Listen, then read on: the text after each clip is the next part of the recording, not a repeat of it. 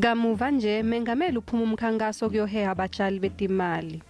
Ramaphosa uvakashele i-ECOWAS eminyakeni lowengcile lapho khona umlayedo wakhe bekukuthi iSouth Africa ilungele kwemukela abosomabhizinisi.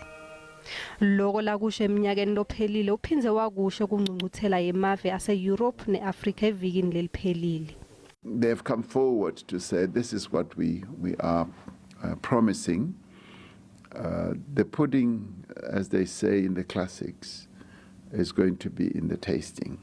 We will see whether in the end they do live up to what they say they want to invest. Mengameli uphindze waveta umbono wakhe ngenkhulumo yeliphakelo timali letawutfulwa yendvuna yetetimali.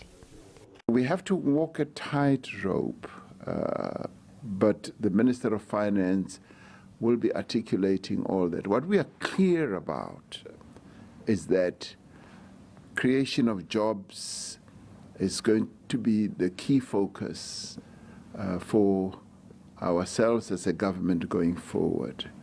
Inyendi lakuleli likhatsatekile ngelitsaba letemnotfo nekuswelakala kwemisebenzi. Mengameli waphambili Thabo Mbeki wende lubito lekuthi bosomabhizinisi basekele uhulumende kulomkhankaso wekuhlanganisa bonke labatsintseka kwekufukuleni umnotfo lontengantengako. In business sense, let's have a program for 3 years and we'll invest R1 trillion. I was very glad about that. And that's critically important, therefore, to have that social compact. ISouth Africa itawusingatha inkhomfa ekutshalwa kwemali yemave emhlaba kulenyanga letako.